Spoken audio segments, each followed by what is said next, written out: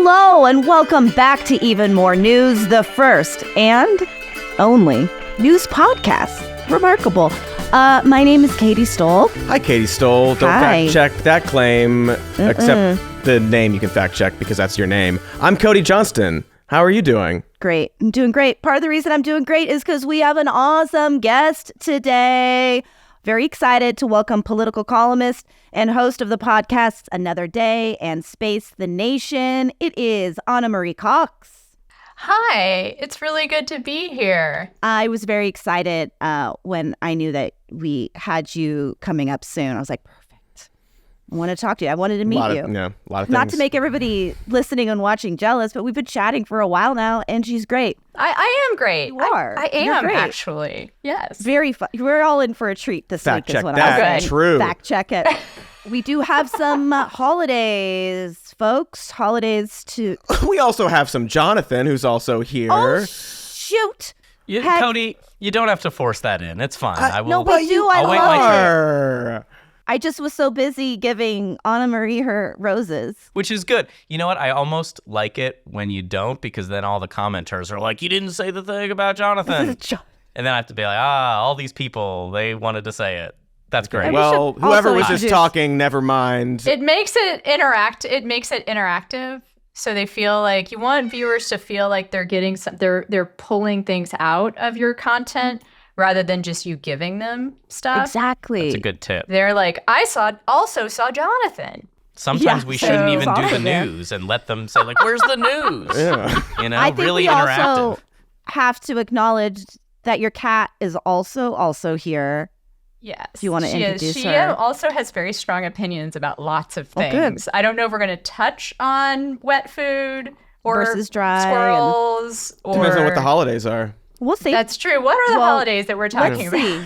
Friday, November 22nd is National Flossing Day. Oral hygiene, not the dance.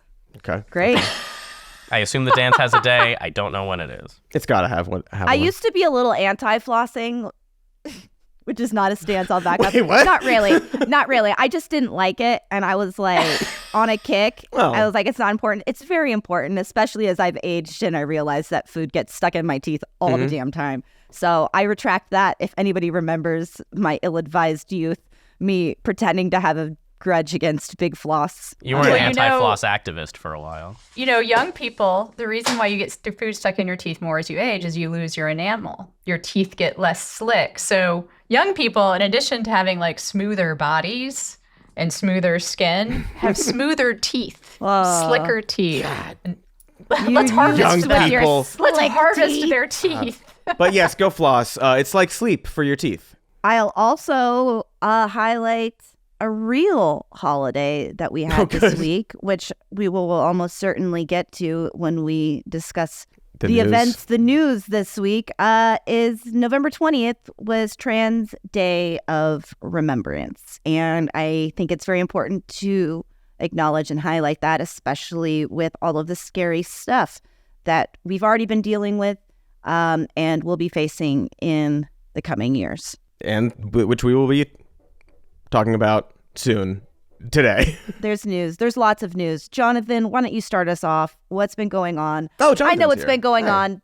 Yeah, he's also here. But let's just give an overview for our conversation. Yeah, there's kind of two things happening in tandem here. One is the conversation among, I don't know, broadly we can say centrist Democrats who are arguing that perhaps it was the left's and the Kamala Harris's campaign, The woke question mark, Harris campaign. insistence on talking about pronouns and gender fluidity all the time that cost her the election, and we should not do that as much. So hold that in your mind. The other thing that's happening is that Republicans in the House are smelling blood on this issue, and in response to the incoming Representative Sarah McBride of Delaware, who is set to be the first openly transgender member of Congress, Representative Nancy Mace introduced a bill to ban transgender people from bathrooms that align with their gender identity in all federal buildings. And House Speaker Mike Johnson has put forth a rule for bathrooms at the Capitol. He did it on Wednesday, Transgender Day of Remembrance. Perfect. He also gave, we're not going to play this clip, but he said that I want to. It's so enraging. I just have to say that's so enraging. I said the perfect sarcastically. It's so fucked up. Just whenever they do scum stuff like that, Yeah. Yeah, it's scummy stuff.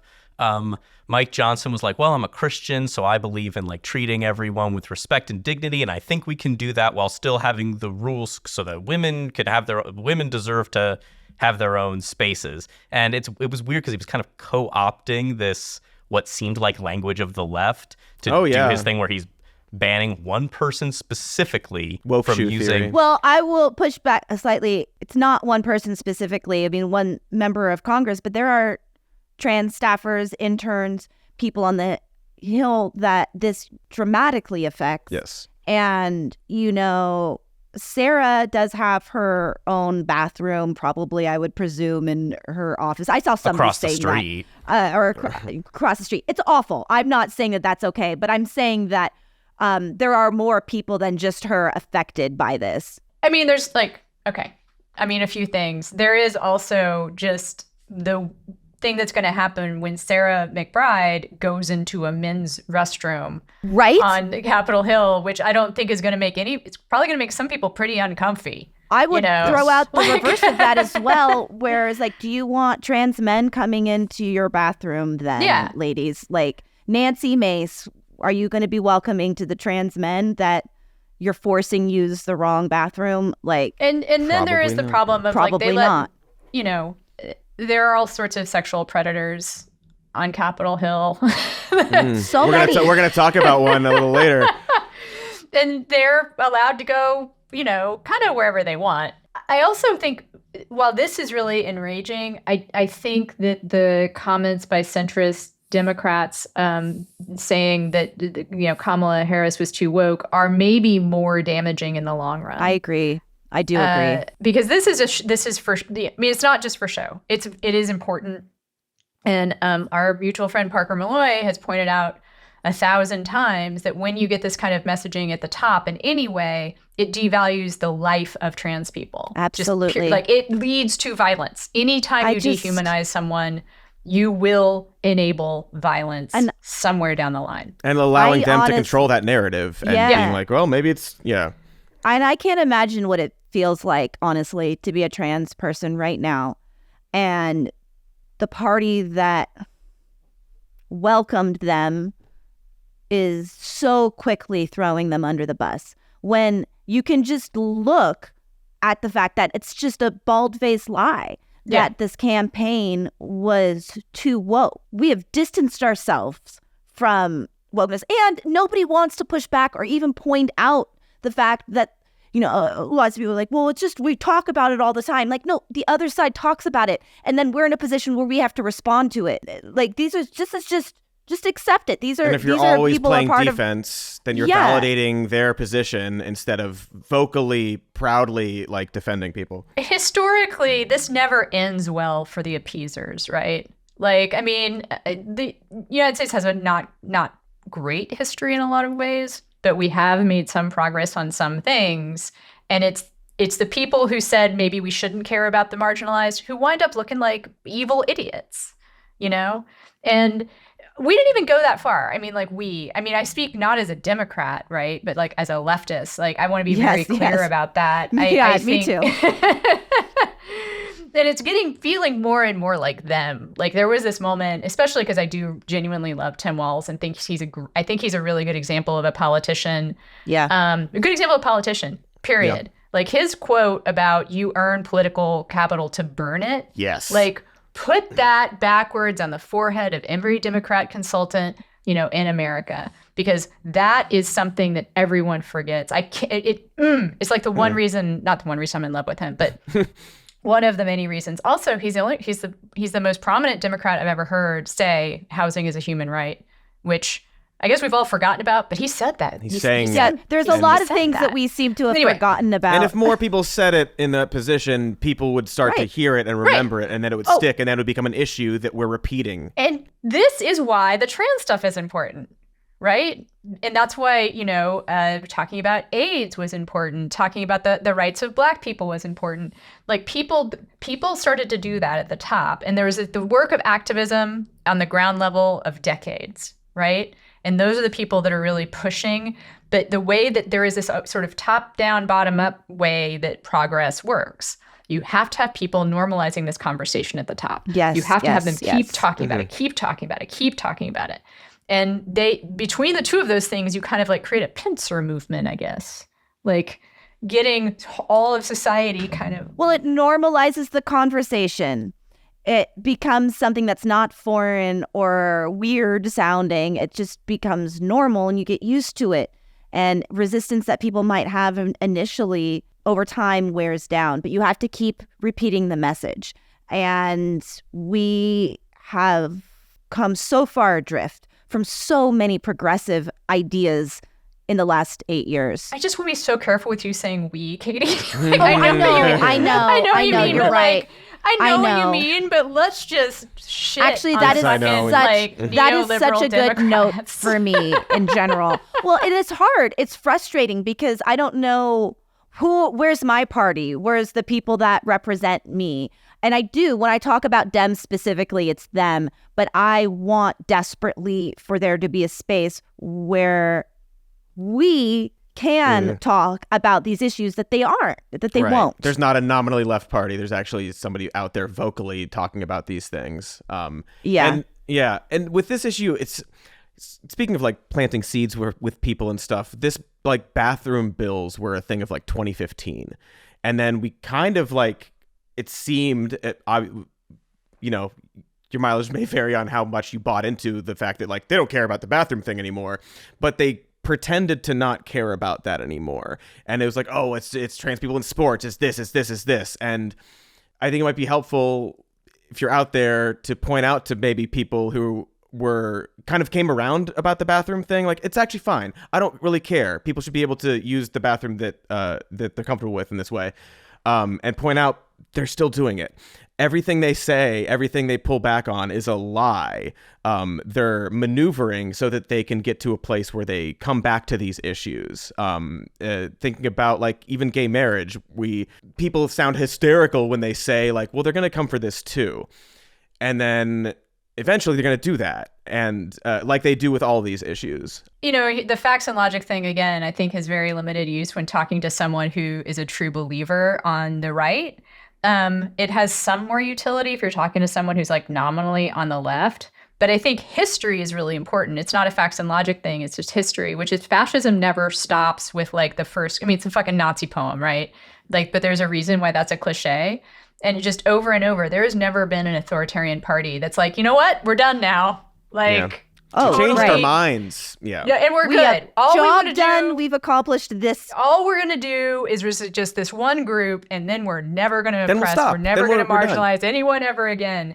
And that's something I think that some Republicans got a very healthy sort of reminder about when IVF, became clear that IVF was on the table for the pro forced birth party, right?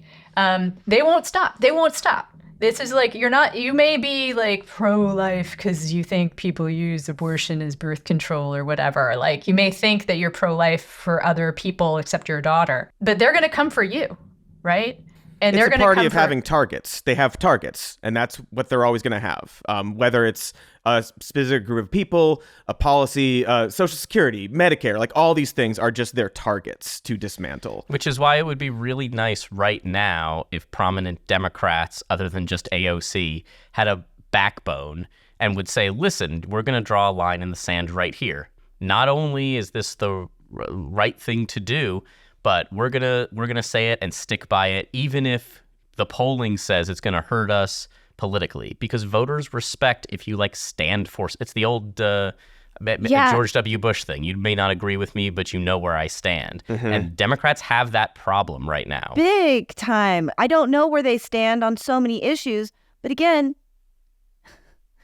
if you want to look at all this finger pointing place that we're in right now, there's so much data. There isn't one answer for anything, but there's so much data to support that the primary concern of so many voters was economic issues and inflation. And okay, let's work on our messaging in these arenas. Or Dems, work on your messaging in that arena. I'm learning. but you don't need to throw the baby out with the bathwater. This is a part of what has. This is part of what's drawn people to your coalition. And it's all economic. There is no distinguish between economic and culture war, right? Like for one thing, the state of Texas is going to learn real quick. If you make this an unfriendly place for people who are anything but straight white folks to live, they will leave. Yeah. They will leave. I was looking at some really scary numbers about the number of people who are doing residencies in women's health here has dropped 20%. Oh, right? God. There are 20 or 30% of practicing OBGYNs are thinking of retiring early. There's just going to be, and you want to hire people who aren't straight to work for your tech company, they're not going to come. Right. You want to hire women of childbearing age to work for you. They know people who have 10 kids. Let's go ahead and say people. Yeah. Know that there's a chance they might get pregnant. You know, and want to live in a place where that's not going to be a decision that they can't make.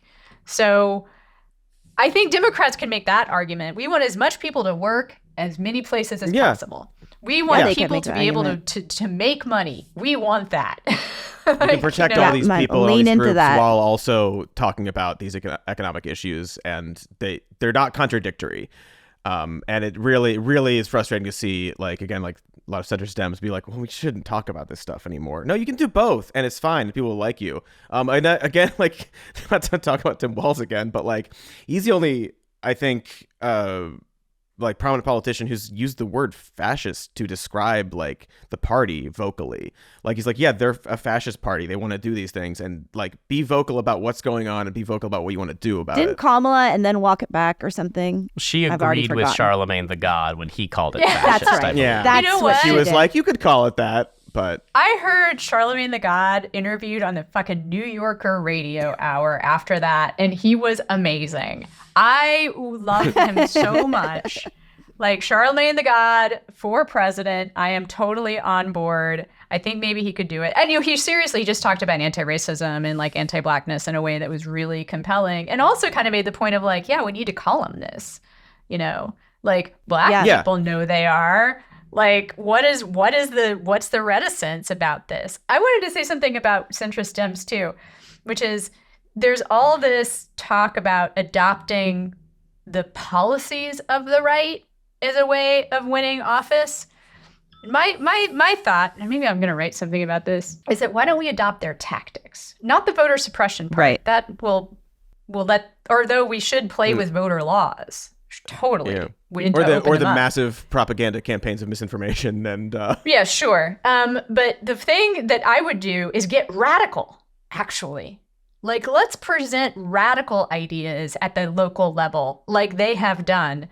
What is the radical version of banning books? Let's do free lunches. Let's do let's do all this stuff that sounds off the chain, but just present it and really believe in it and have it happen at the local level, and run the moms for liberty of the left and get those people on school boards. Agree with you. I mean, and even take the playbook, take their playbook, but not the place. Well, not I don't know. I'm not. But in our a football version place right of now. Something that is radical, that so many people, at least anecdotally, whatever, they want change. Right. They want something different than the establishment of both the conservative and Democratic Party.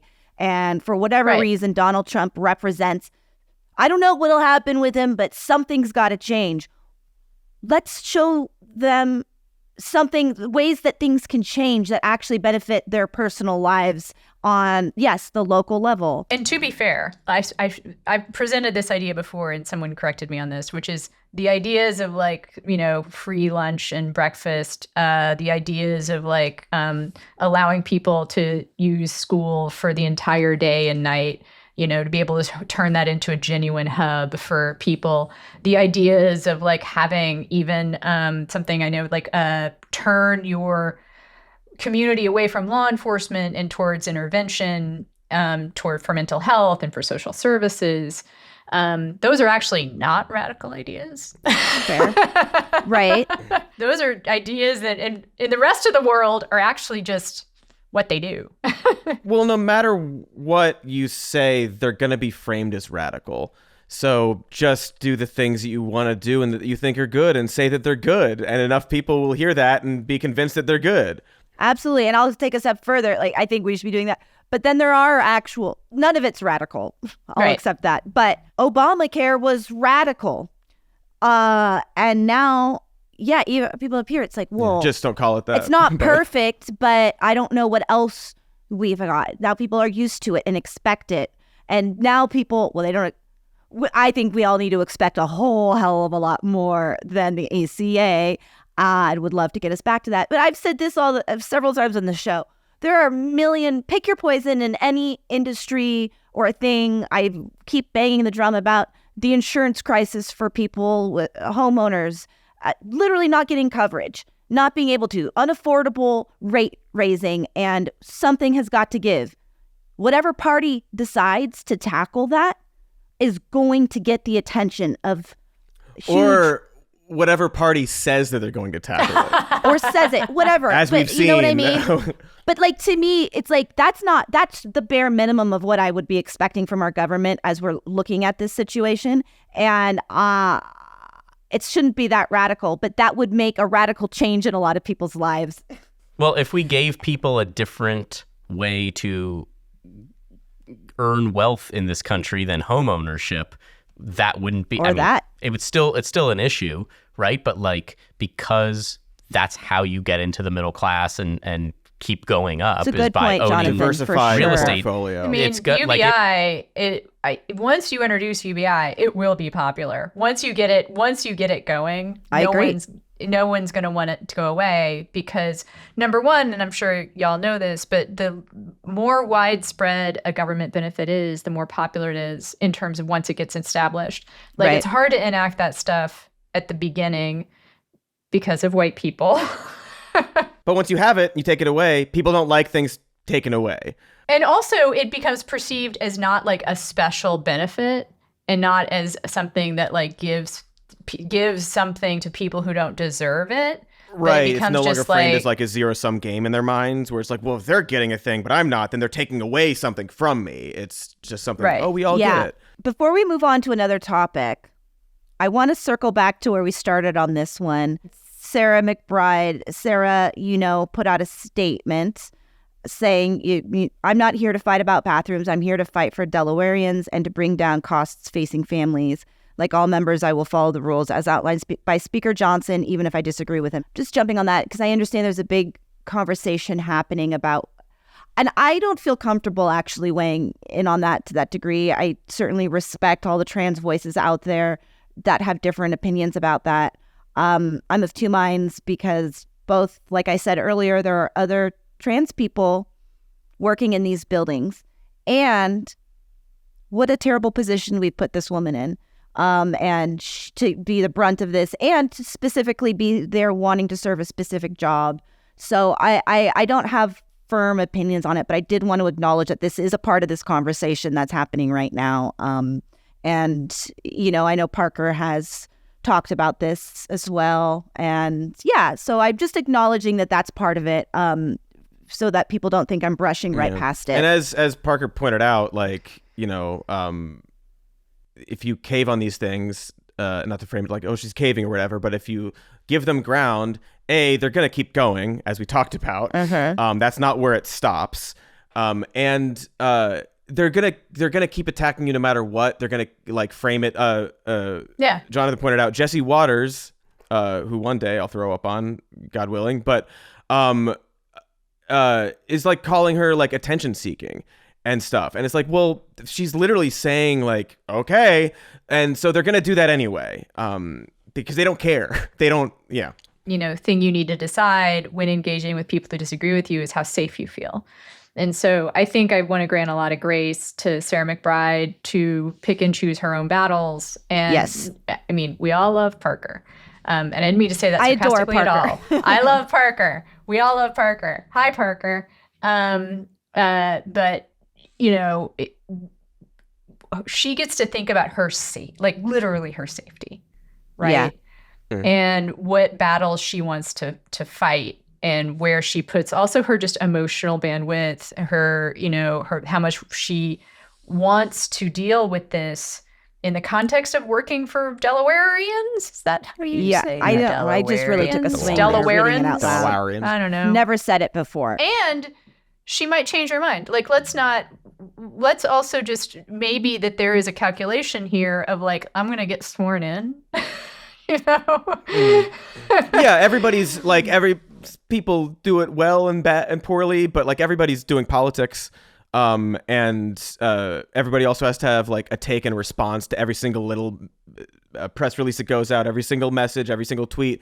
And that's just not how it works. Things take much longer and develop over time. Whew. Okay, well, it's the holidays and like, man, I don't know if I can do all this stuff and things. But listen, because right now we're going to talk about cookware. That's pretty good, right? Like, sure, there's everything, but cooking is nice. And with Hexclad's nonstick and stainless steel cookware, you can cook all that holiday bacon and also make cleaning easier because, my goodness, do we really need to clean right now? Today? I'm going to level with you. Here's the thing. Lean in here. Hexclad has a 6-piece set that is perfect for any starter cooks, and perhaps, maybe you want to give as a gift to somebody. Because remember what I said up top? The holidays, lots of cooking, lots of giving. These are good for both of those things. No more burning your hams. You hate that. You hate a burnt ham. Also, these babies right here are dishwasher safe and oven safe up to 500 degrees. They are durable, cleanable, and cute, just like you. And they have a lifetime warranty. That's good. I'm charged up talking about these pans. There's just so much. So maybe, I don't know, maybe we don't have to worry about our cookware anymore. Hexclad wants to be the last set of pots and pans you ever get. Not a good business model, to be honest, but great for us. And for a limited time only, our listeners can shop Hexclad's biggest sale of the year for up to 42% off with our exclusive link. Just head to hexclad.com/more news. Unlock their best deals of the year. Support our show and check them out at hexclad.com/more news. Seriously, folks, these are great. I'm literally going to buy them for people for Christmas gifts. I'm not telling who in case they watch, but I am. But these are coming for you, folks. They're so good. There are Trump cabinet updates. The big one that I think we can all enjoy a little piece of joy. That we alluded to earlier when we talked about the sex pests. That we know about. One of the many sex pests. Oh, sex pest is like a fairly soft term for him and a lot of these people. Pedophile. Let's go with pedophile. Yeah. And I would say that most of these cabinet nominees have some sort of sex pestery associated with them in some capacity, which is honestly remarkable. Good job. You found them all. Yeah, it is interesting. You didn't find them all. Before we get into the details of like the Gaetz thing, it's just like interesting. There are a lot of them with a lot of these accusations, and it seems like for some of them at least, it's going to stop them from being appointed, which is very interesting because, fingers crossed. well, Trump is the one with all He's of the king accusations. And like he seems to be the one that gets away with it. And nobody else seems to have that weird Teflon juice, just like grease covering them. But I think we'll see, like it's not going to be the case for everybody. I think that we can take an ounce of comfort from this. The scariest thing with all that day when it started, the floodgates started of all the nominations coming down the pipeline, felt real bad. And I'm not saying that we should feel good, But this is good. Gaetz This was one of is like good. the worst, if not like one I of just, the like- worst, if not the worst. I just like, you're announcement. saying we should feel neither bad nor good. It's like Yeah. this, Well, it's this great a in little between bit- place. It's like It's this in between place. But the first day one, I was like, I have a hard time. I do not want to accept that Matt Gaetz will make it through this process, was my thought. And I thought, if any of them aren't going to do it, maybe it's him. And we didn't even get to the process. That's great. Granted, there is an outstanding amount of evidence that seems to be coming down the pipeline. Hackers hacked in and got the unreleased report, which also makes me slightly nervous because there are anonymous women involved. Yeah. So I don't feel good about that element of it. But I do feel slightly bolstered by the fact that he wasn't going to make it through. And so he's dropping out. I actually just wrote a piece about this that should be up tomorrow, mainly about Pete Hegseth, who is somebody that I hung out with a bit back in the day. Yeah, I know. Like, and I had an interaction with him that I think, I don't know, I'll go out on a limb. Katy, have you ever gone out for drinks with someone who thinks they're really hot and then they kind of like hug you in a way that's like, this person really is like testing the doors out. Like the way that juvenile delinquents will go down a row of cars and just be like, Yes, is this one open? exactly. Is this one open? Is Let's this one see open? what the response is here. Yep, I know exactly what you're talking about. And it happens so often. I don't think women talk about it at all. Right. Because like, why would you? It's just that thing that happens if you have an at all charged interaction with someone, especially over drinks. So like when I found out about that about Pete, I was like, yeah, he jiggled that. he like tried that door and it didn't come willingly, but he got it partway open. So people don't know what we're talking about. And I'm sorry for the extended metaphor.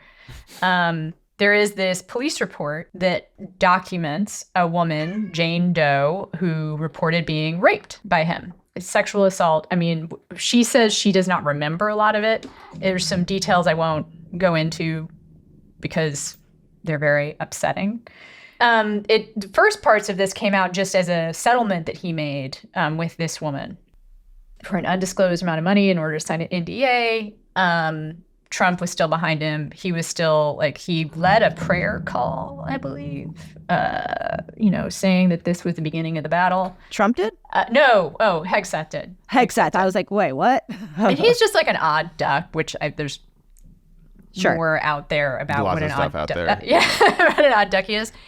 But my kind of theory about him is that this sexual assault is kind of in keeping with all the other stuff that, the Trump appointees have in common, which is mainly they are just wildly unqualified, right? Yes. Yes. And what all these things have in common is an assumption of a right to power and a right to access and a right to just take what is yours, Yeah. Like they don't like Pete Hegseth. I don't think he doesn't know what consent really means because it's already his. It's his right? right. It's what he's got. Yeah. Like when he said that interaction was consensual, and I think he probably believes that that's true, because he doesn't think that there is a need to consent. Like it's his. A woman's body is his. Right. Like she doesn't need to give permission. She gave permission by the fact of being a woman. Yeah. Yep. Right? Yeah. And power is the same way. Like and also the other thing about these appointments is that if you start asking questions about qualifications for appointees, then you have to start asking questions about what goes up the chain for qualifications. Like, if it's sort of like if no one's qualified, then everyone's qualified, Yeah. right? Like we don't want to ask too many questions about this. Yeah. So, I mean, to me, what's happening is it's saying not just that being unqualified is like not a problem. It's actually being unqualified is something to celebrate. Right. Mm-hmm. Because We're you have now mixing it up. have now taken something that they said you couldn't have, right? And that goes to like sexually assaulting women as well. Hegseth has this amazing quote about the grab 'em by the pussy tape, which I guess I won't pause to look it up. But the gist of it is that Trump stood up against the stacked deck, that threatens not just him, but all patriotic Americans. And this weird thing of like, Wait. What a spin. And the other thing The that's Fox News in him. hilarious is that in this whole documented interaction, which happened at a conference for Republican women, at one point, a hotel employee is called because Hegseth and this woman are having an argument out by the pool, and the hotel employee like tries to break it up, and Hegseth screams, "I have First Amendment rights." Wild. He's doing Wild. Stan Marsh or Randy Marsh. I thought this was America thing. Yeah. God. Ripping his shirt off. That's as a little bit of a flag monologue. underneath, Sorry, y'all, but like, Do you all feel that Trump is surprised that, because he must have just been like, I can do whatever I want now, and all of a sudden they're coming to him saying, "Sir, Mr. Trump, sir, Matt Gaetz is not going to get through this." He must be like, "What are you talking about? I won the thing with the most overwhelming victory. I'm the guy Maybe. now," and it's not that easy. He's not the dictator yet. don't you think that the Gaetz thing, the thing that actually sunk it, is probably the under 17 piece, and also the money, because The that's Venmo not, because the thing about like Hegseth and like some other, I'm sure other people out there, is like, you take it, you don't need to pay for it, you take it. That's certainly the element. It helps that I think a lot of people in the Republican Party just don't like him. It's sad to think that those other things didn't really do it, but I think so much of it is like, we hate this guy. Thank goodness there's this thing we can point to as something, as a reason to not confirm him, because otherwise I feel like they might be like, wow, Gaetz, he's great, he's loyal, like we gotta try to get this guy through. Trump presumably had this information and understood that, I mean, knew the investigation They've probably bragged was going about similar on. things to each other. To what degree, I don't know. It can't be a surprise that this stuff was circling him. That would be astounding to me if it was. But I don't know. Part of it He was is like, the did he most want this to win? incurious man to be in true. the public eye. I mean, my study of American history does not go back far enough to say for sure ever, but like, he is Up just there that for is sure. that is his defining characteristic, I think. Yeah. Is his incuriosity. That's what makes him like the narcissism, implicit, the way that he is a sociopath, not just a narcissist. He doesn't care about other people at all. So I actually think it is possible. You think? I think he he's did not very, know. But I feel like this but- is And also, again, Can it might we have been a inject bonus. bleach? Can we nuke a hurricane? He's very curious. He asks Very questions curious. all the time. But I feel like his incuriosity doesn't necessarily bridge over to this topic specifically. Oh, he 'Cause might is the be kind of into guy, that, actually. right? Where Yeah. he's like, oh, we share our stories, right? Like he's in that trailer bragging about what he can do to Billy Bush. He's probably doing the same to Matt Gaetz, and Matt Gaetz is like, yeah, me too. Look at all the stuff I've done. So I feel like that is the sort of I'm really thread not that sure pulls what it the together. move here was, because in my mind, deeply unpopular person, so much baggage, so blatant that this is not an appropriate person for this job. There's not even like a little bit of a way to spin it. I mean, Could be a but trial balloon to did see what he they can think get away with. Exactly. What I was getting at was, let's see how far it goes. He's a sacrificial lamb, a little bit. See what we can get away with. And then I don't know. I don't necessarily believe that. I don't think that it's that complicated. I think it's more like, Yeah. look, they elected me. I'm a Yeah. sex pest. Like, I've Yeah. paid Let's get women my guy off. in there. So much of it is about loyalty. Like, I want my loyal soldier. If the American people would elect me, who who could they possibly reject? And You know? who can stop me? Is the sort of mindset. He's probably pissed. I bet he's super pissed about this and at everyone. He probably doesn't have like the ability to like small bore figure out who he's mad at. Like, Oh, he's gonna get so he'll angry so take much. it out on other people. He'll be yelling at Elon about stuff. Hopefully. I do just want to sort of highlight that at the very least, it is really funny that Gaetz resigned and then didn't get the job. So now he's just a sad man. Newsmax by the end of the year. He will get on Daily Wire Plus or more time to whatever. spend with his adult son. God. Honestly, though, probably you're right, it is funny, but he was going to have to resign regardless. Because if he didn't resign, then they definitely would have released the report. No, I know. And so it's like, sure, you might as well grab onto this olive branch and see if you can climb your way out of it. But you're done. Unless he's not somehow. And I'll eat my words. Well, according to Elon, he's got a very big brain, so. Oh. I think he's just mistaking that Botox look. Oh, yeah. Yeah, He's got a big head, Elon. He has it's a just big the size forehead. of his head. He has a big forehead, not a big brain. Right. Do we have even a minute for Dr. Oz? Yeah, let's talk Dr. Oz real quick. Let's put away the 'cause calipers. woof. Let's talk about, Because I went back and listened to the maintenance phase on Dr. Oz from before Yes. he was even a candidate for Senate or anything, back when he was just kind of a new agey, grifty TV host. I mean, whatever. This is like the 6th TV host that Trump has nominated. He's nominated to run the Centers for Medicare and Medicaid Services. Just putting it out there, Dr. Oz, qualified heart surgeon, not qualified to manage thousands of employees who oversee the health insurance programs that cover 150 million Americans and all the nation's nursing homes, which go under, like, they do inspections for all the nursing homes. I mean, he's literally just trying to pick people that have some sort of recognition that are also a TV super president. supporters. He's It's like, going, this is nothing. There's nothing about this man or what's the WWE wife? Linda McMahon. Linda McMahon for the Secretary of Sex Education. pest adjacent. Sex pest, that's what I'm saying. They're All of them all- have something associated with them.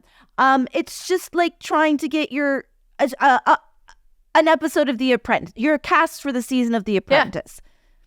More Who's so gonna than bring in your ratings? than the first term too. It's for it's sure. wild We to had see to- just like, oh, TV guy. Oh, a TV guy. Oh, like an entertainment person. Another TV guy. It's so such a terrible way to operate. But I don't know what we could have expected. It is a piece of what we were talking about before. Is I think he's in this space of who's going to stop me. Like, you all led me the wrong. I think there's a lot of resentment about his first term in terms of like surrounding himself with fairly mainstream, if right wing. Like, I shouldn't say mainstream. Like, people who had been in the Republican Party for a while. Let's put it that way. Like acceptable Republicans, whatever that means to you. But but they push back too much. Yeah, they push back too much, and he is now like, I'm just going to pick people who I like and who remind me of me, and who is going to stop me? And the question now is exactly that. Who is going to do going to stop him? So, hello, Senators Bill Cassidy and Murkowski, please. Well, hello. this is a time for, I do hope everyone has gotten lots of sleep and eaten and done some things that fill them with joy and connected with people who can support them, because now, like, some fucking work begins, y'all. Like, there's going to be call your senators, be willing to, like, Pharma is going to probably campaign against RFK, right? Because they also like vaccines, and fine, right? There are different reasons to like vaccines. If there's that's it's gonna be, it's a little all hands on deck. We cannot count on senators and congresspeople to do the right thing. And my biggest concern with what happens now to the left is resentment and resignation. I know that the people at the very ground level, right? Like my anarchists, my mutual aid folks, like, they're going to just continue doing the work that they do. Yes. Abortion access folks, disability rights activists, they never stopped fighting.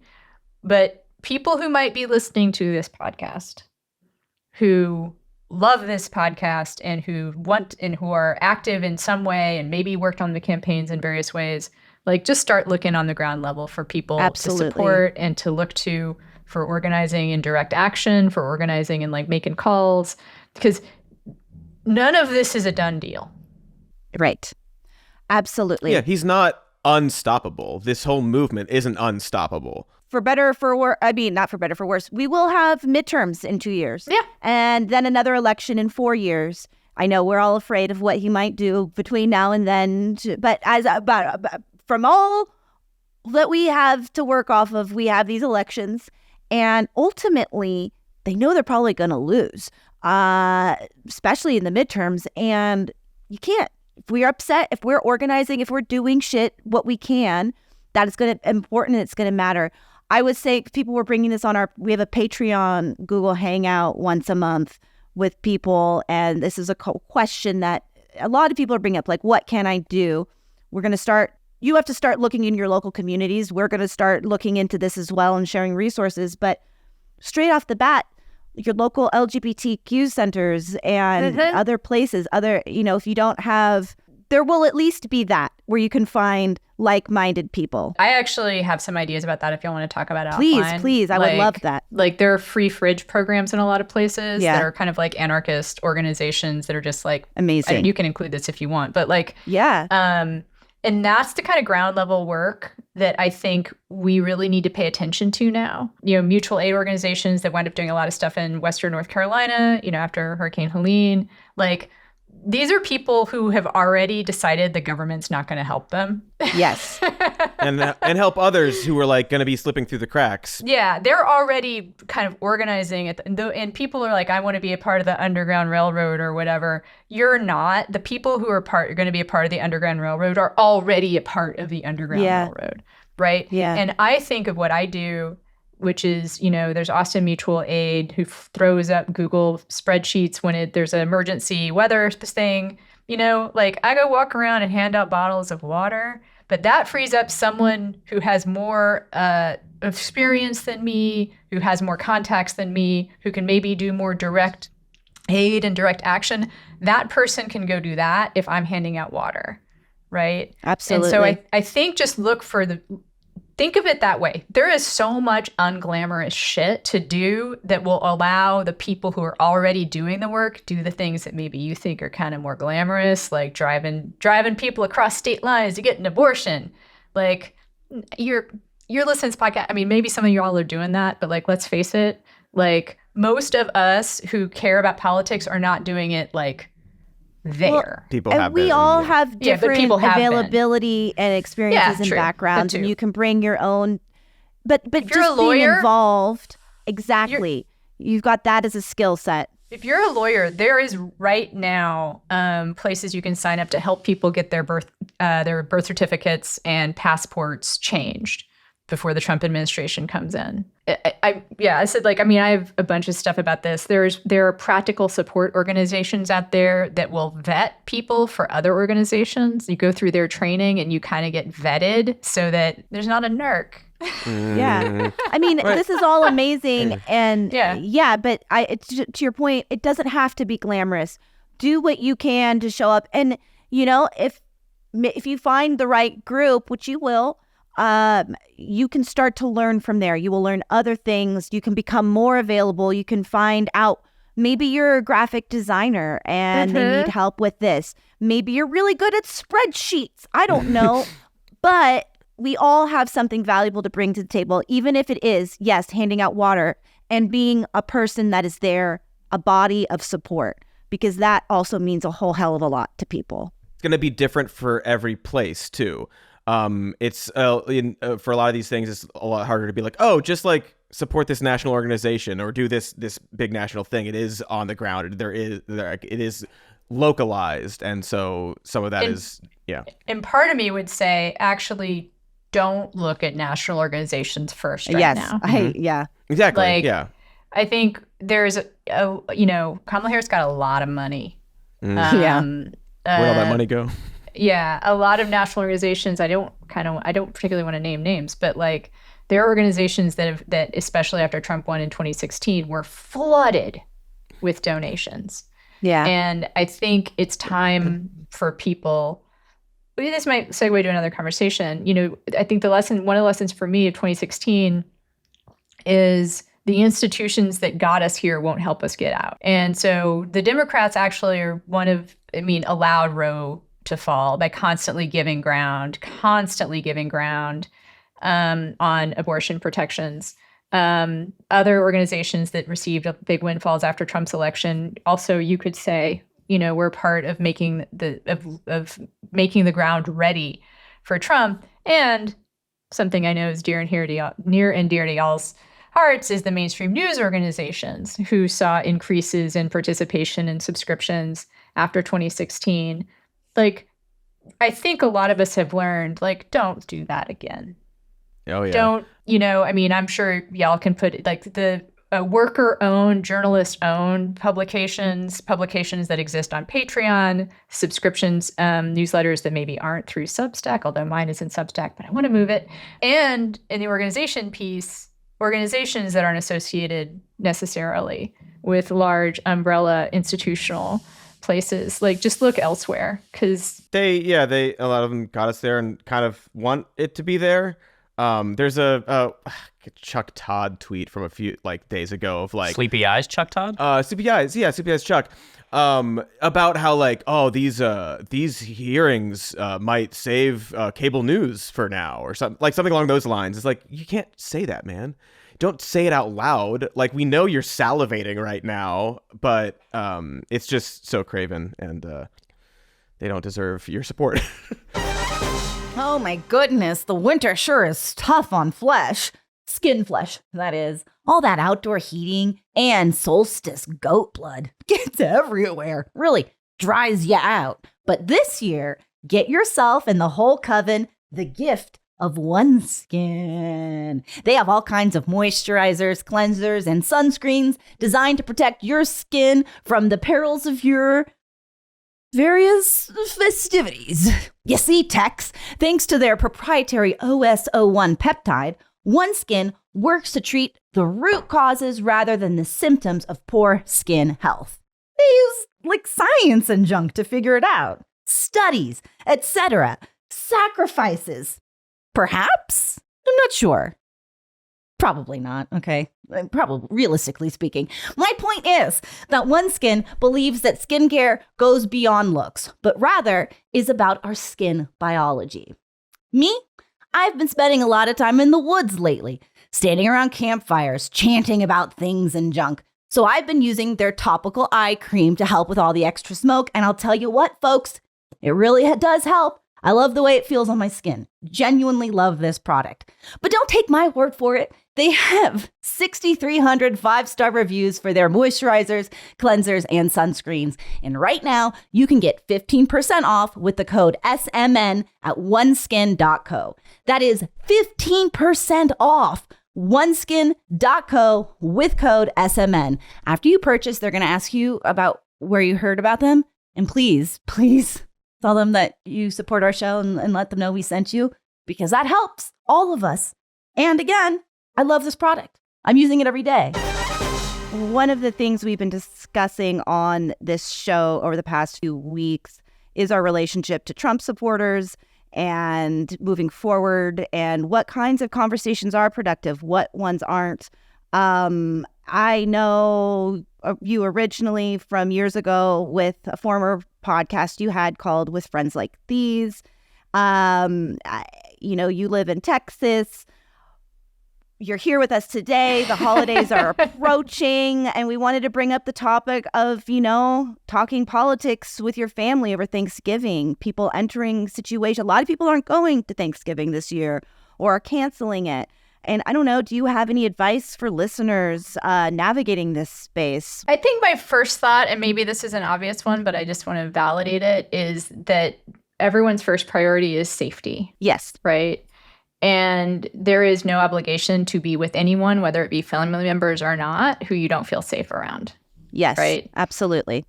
And so I think that tapping out there is no reason to have to feel like this is your purpose. And in fact, in general, there's no need to feel like this is your obligation if you don't have the mental or emotional space for it right now. I mean, I do think it's incumbent on white, straight, het people to have a lot of these conversations with those who disagree, but also you don't have to be the one all the time, right?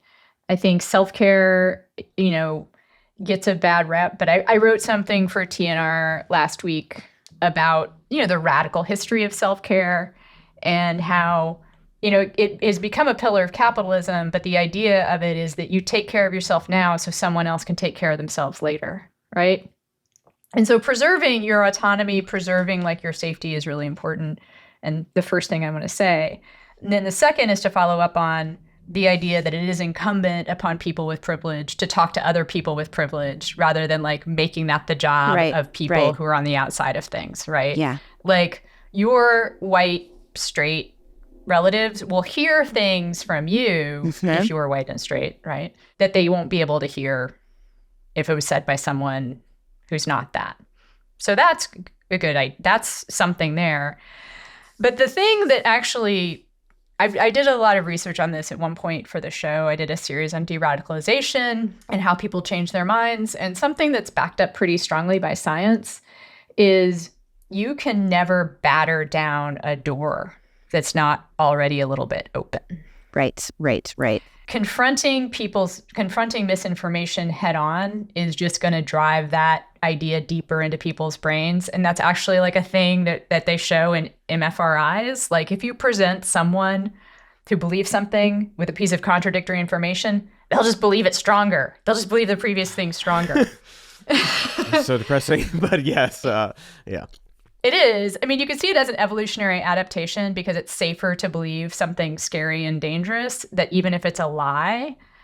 Because if someone says like, oh, there's a saber-toothed tiger there, behind the bushes, and someone tells you there's not, it's much safer to continue to believe. Protects yourself. Yeah, exactly.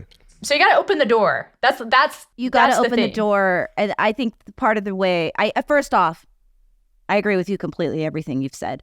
That is absolutely imperative for people to know. If you are in an unsafe situation, if you yourself are marginalized, and, I would not recommend putting yourself out there for people, especially with specific types of people that are the most extreme and the most hateful, but could even be less than that because we're dealing with a lot right now. And maybe you don't have the emotional capacity or physical safety to do that.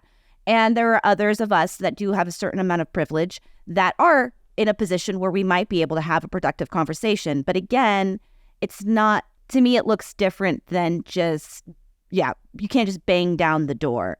You start off, I mean, I guess it can look different in every situation. I'm thinking of certain ones for myself where it's like, I start off a conversation and I genuinely try to get people's opinion. I want to hear that. And then, and I try to make them feel safe with talking to me. If they're saying something terrible, I push back on it. But I think it's about creating a sense of safety with each other to then be able to continue the conversation. I only would recommend doing this if you think this is somebody that might hear you and is going to respect you in return. I'm not saying that that's everybody's family's Thanksgiving conversation, though. Yeah, there's like, ways to knock on the door and get them to open it a little bit. But if they're, no solicitors and all these signs on it, then maybe that's just not worth your time or effort because some people, aren't going to be able to do that. And actually, the door-to-door salesman example is not too bad because what do door-to-door salesman people do? They establish a connection first and maybe don't even bring up the vacuum cleaner or whatever until the person starts to ask about it. And in my experience as a reporter, I used to cover the right almost exclusively back in the day. And my experience from that is if I'm coded as someone who's not right-wing, like a reporter or whatever, people feel like they know what I believe, right? Mm-hmm.